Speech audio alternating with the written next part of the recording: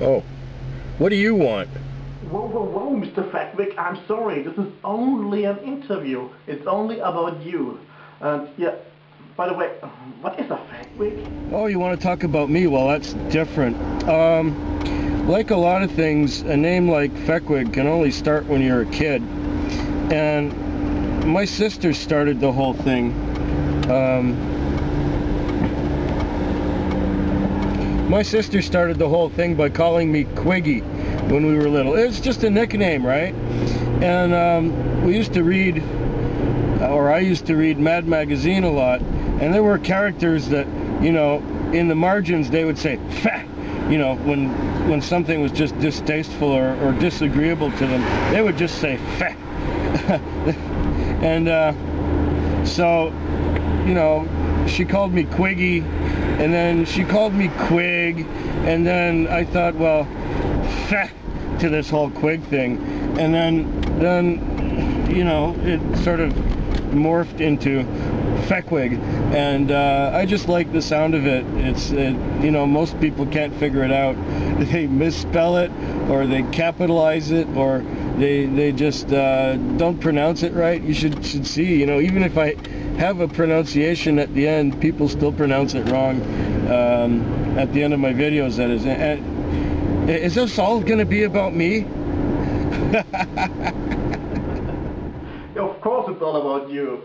Yeah, Quiggy. Oh, well, actually your name is Andreas, and yeah, I know for a fact there is a she-male story about you. Yeah. So not only a she-male story, my last interview about Anaconda 1984, but also here about the Fehquig. I love how your eyes close whenever you kiss me. Oh, wrong film clip. The masculine form, Andreas, is not a very common name in North America, so people immediately think it's Andrea. The name in North America usually is Andrew or Andre, but not Andreas. It's not very common. So a lot of people, especially out west here, have not seen the European version of the name, and so they make the mistake of thinking it's Andrea, because Andrea is more common than Andreas, and so that's why to this day my bank sends me statements with Ms. Andreas on it. Miss Andrea. Oh, by the way, Andrea is also the common form of your name here in Germany. Yeah, but now let's change the topic a little bit. Andreas, or Quiggy, I like the Quiggy now. You're also well known for your taxi vlogs. And yeah, but not everyone is knowing that actually you have studied at the university, but you're still driving taxi. So how comes about that? No, yeah, I graduated from university many years ago, and I went there naturally so that I could have a decent job and a decent life, you know. And I started out as a geologist, and at that time when I started out, everyone was working. There was a demand, they needed us, and so everyone had a job. But a couple of years later, the economy went down and the price of minerals went down, so instead of them looking for new deposits to mine, they were closing down mines that were operational already, so they didn't need too many geologists at the time. So, you know, it went from a situation where everyone was working to a situation where no one was working.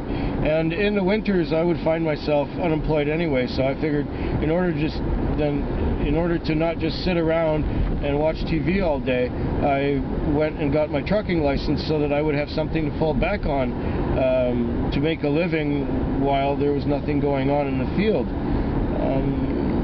I tried that trucking. I moved furniture for a while, but then I sort of gravitated towards the taxi because it's easier. You don't have a boss to worry about. All you do is you rent the car and away you go. Now, I rented the car just in order to pay some bills and you know, not go, well, just to pay some bills.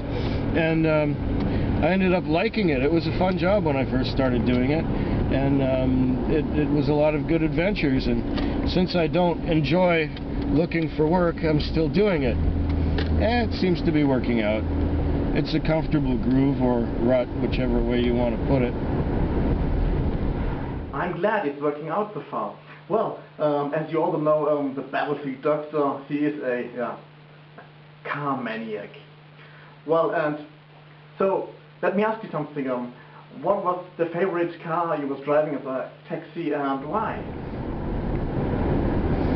Well, my favorite taxi to drive was a Oldsmobile 98 Regency. It was big and plush and luxurious, and it had long doors in the back so that people with long legs and stiff legs could get in and out of it very easy.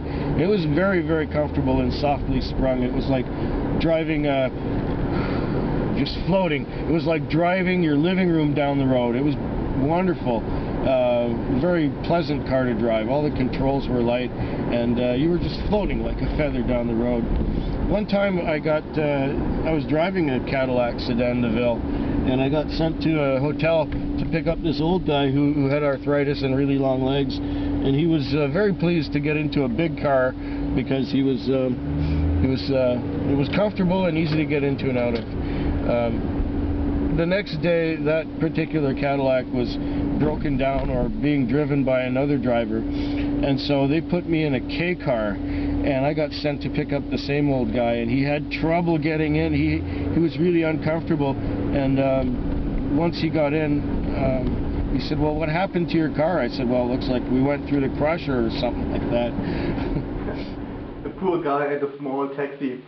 Andreas, or Quiggy, I thank you very much for this awesome interview.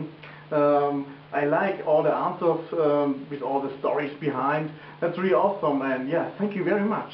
Oh, you're welcome. You know, it was a pleasure. Anything for the BattlefieldDoktor, anytime. Thank you, Andreas, and bye. Bye, Sven.